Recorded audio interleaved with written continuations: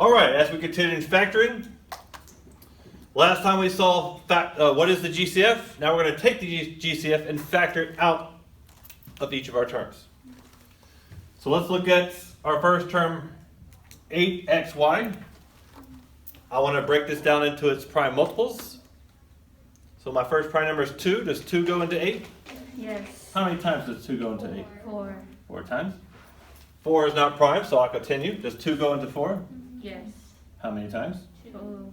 2. And 2 is prime. So 8 is 2 times 2 times 2.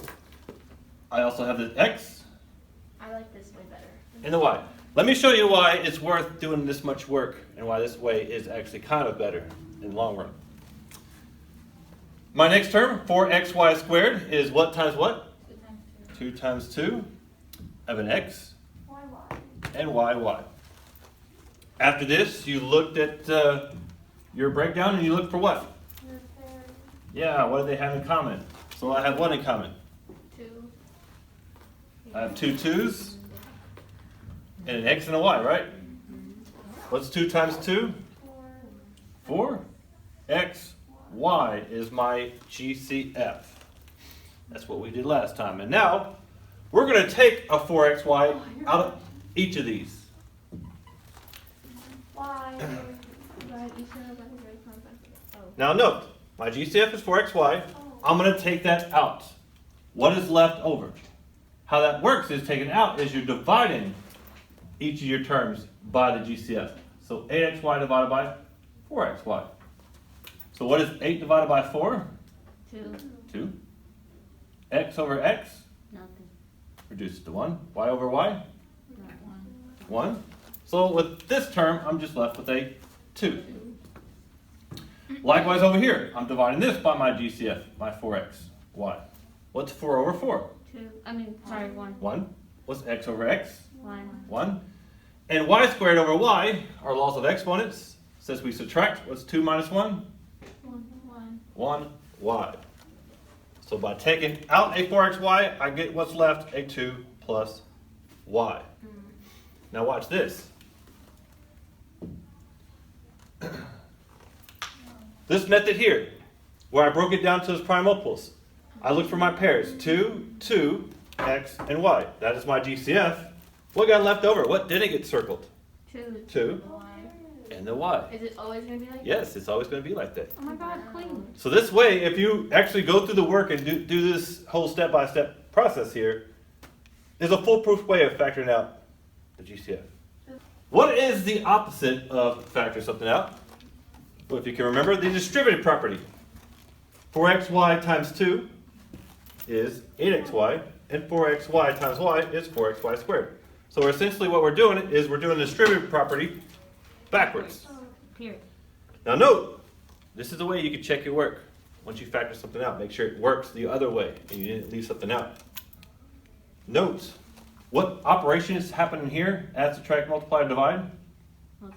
Multiply, right? What's the opposite of multiplying? Divide. Dividing. So when you're factoring something out, you are dividing. Excellent. So, 9x plus 36. I want to find a GCF and factor that out. My multiples of 9 are what times what? 3 times 3. My multiples of 36. Well, I know 2 goes into 36. How many times? 18. Use a calculator. You need to. I know 2 goes into 18 how many times? 9. And 9 is what times what? 3 times 3. 3 times 3. So as I look here, what do they have in common? 9. I could circle 1 3 and actually another 3. So what is 3 times 3? 9 is my GCF. Oops. What did I not circle? X plus 2. I did not circle an x. And I did not circle 4. 2 times 2 is 4. Like so. There we go. I factored out the GCF. Notice, does x and 4 have anything in common? No. That means you actually factor completely. There's nothing else you could take out of here. So that means you are done. So make sure, like if I see a 2 here, Do they share a 2 in common? Yeah. So I did not actually factor completely. I would need to take another 2 out if that was the case. First, let's start to see if you found the GCF correctly. 6 is 2 times 3, right? You still got the whole variable. Times n. I have a negative 1 here with that negative, a 3, and a 5 n's.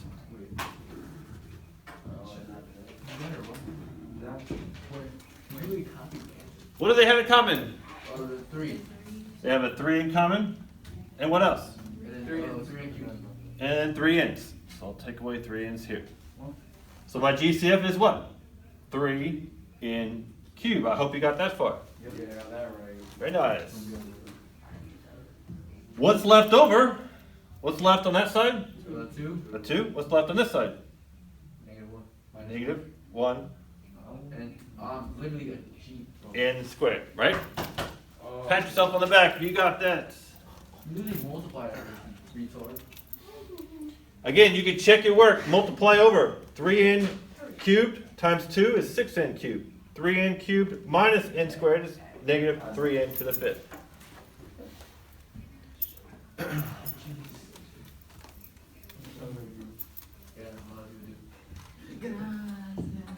All right, let me give you a couple of minutes. Try to factor this.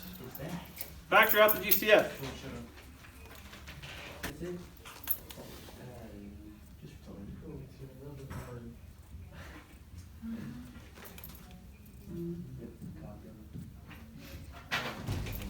Did you get this kind of breakdown with your multiples? And you found that they had 1 in common. Just 1 in, right? So I'm factoring out just 1 in. So tell me, what was left over? What about this one? What's left? 2 times 5. 10n squared. Yes. And then this one right here, what's left? Negative 9 n. And what's left over here? One. Some of you may not have gotten this, but somebody did. They won. Hey, George. Next time, just keep it. Now think about this. What's being multiplied to 1 that you don't see? A 1. Remember, we're taking it out or we're dividing, right? So I'm dividing this in by my GCF in, which is 1. Remember, you can work backwards.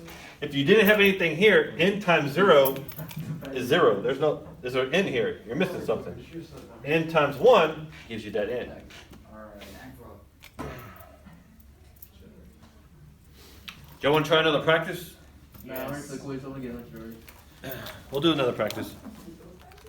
So this has set us up for a factor by grouping. Notice I have 4x times x plus 1 plus 3 times x plus 1. What do they have in common? Yeah, look at parentheses.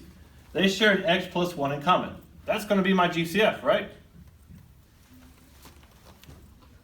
So, what happens when I take away an x plus 1 from each of these terms? What do I have left on the outside? I have a 4x and a 3. There we go. I factored that. So look to see what's in parentheses. When you see something like this, look what's in parentheses.